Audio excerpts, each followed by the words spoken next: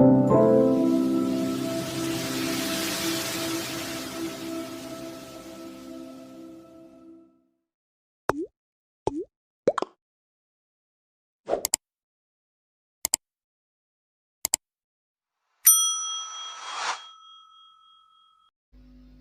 اللہ الرحمن الرحیم۔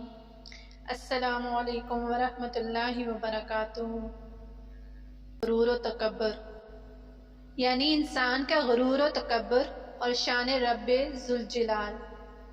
ایک ایسا انسان جس کے پاس دنیا کی ہر نعمت، ہر آسائش ہے، مگر اس کے پاس ایسے الفاظ بھی ہیں جو دوسروں کو تکلیف دیتے ہیں، جو کسی کی عزت نفس کو نشانہ بناتے ہیں۔ اگر دولت کی فراوانی ہے تو کیا وہ انسان جو غریب ہے، کیا وہ انسان نہیں رہتا؟ جس کی زندگی میں کمیوں پہ آپ تنقید کرتے ہو۔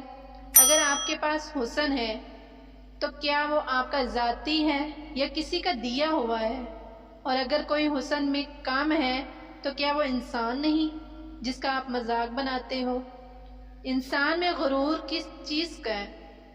یا تو وہ قرآن سے ناواقف ہے، یا اپنی اوقات بھول گیا ہے، یا اپنی پیدائش بھول گیا ہے، یا یہ بھول گیا ہے کہ اس کا کوئی مالک بھی ہے جس کی پوری کائنات محتاج ہے۔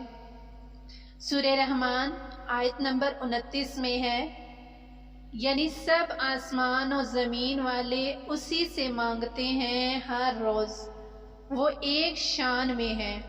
کیا انسان واقف نہیں ہے اپنے رب کی شان سے جو اس کی بنائی دنیا میں نقص ڈھونڈتا ہے؟ سورہ رحمان آیت نمبر 26 میں ہے، یعنی زمین پر جو ہیں سب فنا ہونے والے ہیں۔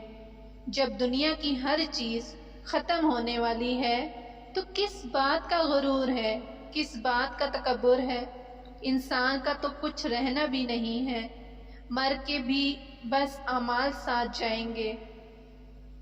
سورہ رحمان آیت نمبر 27 میں ہے، یعنی صرف تیرے رب کی ذات جو عظمت اور عزت والی ہے باقی رہ جائے گی۔ یعنی باقی رہنے ہیں تو بس اللہ پاک کی ذات، اللہ پاک کی شان۔ انسان کی نہ رہے گی شان و شوکت، نہ رہے گا اس کا غرور و تکبر۔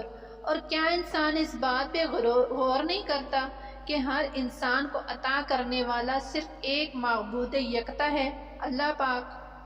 اور اپنے رب کی شان اور اپنی اوقات دیکھ لیں کہ انسان کا حاکم تو بس اللہ پاک ہے۔